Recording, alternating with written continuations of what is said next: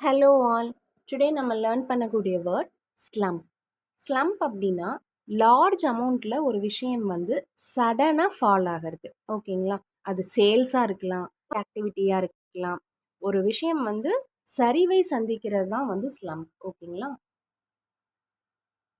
சரிவு லார்ஜ் அமௌண்ட்டில் இருக்கும், திடீர்னு இருக்கும், சடனாக அந்த விஷயம் வந்து நடக்கும். அதுதான் வந்து ஸ்லம்ப். பர்சன் வகையில் சொல்லணும் அப்படின்னா ஒருவருக்கு வந்து உடல் சோர்ந்து ரொம்ப டயர்டாக ஃபீல் பண்ணி ஃபீல் பண்ணி திடீர்னு சரிந்து விழுவாங்க இல்லையா? திடீர்னு போயிட்டு ஃபால் ஆவாங்க, இல்லை உட்காரணும்னு ஃபீல் பண்ணுவாங்க, சிட் டவுன் பண்ணுவாங்க.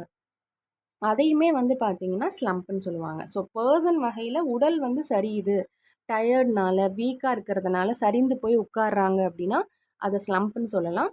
அதே மாதிரி வந்து பார்த்தீங்கன்னா ஒரு எக்கனாமிக் ஆக்டிவிட்டீஸ்லேயோ இல்லை சேல்ஸ்லேயோ இல்லை விலைகள்லேயோ, சரிங்களா?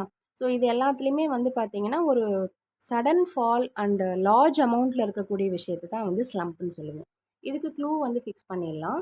ஸ்லம்ப் அப்படிங்கிறதுல லம்ப் அப்படின்னு எடுத்துக்கோங்க. ஸோ லம்பாக தான் வந்து உங்களுக்கு விலை சரிவு அப்படிங்கிறது இருக்குது அப்படின்னு சொல்லி க்ளூ ஃபிக்ஸ் பண்ணிக்கோங்க. அதே மாதிரி பர்சனுமே வந்து லம்பாக வந்து எல்லாருமே நிறையா பேருக்கு வந்து பார்த்திங்கன்னா இந்த மாதிரி உடல் சோர்ந்து அவங்க வந்துட்டு சரிந்து விழுகிறாங்கன்னு ஞாபகம் வச்சுக்கோங்க.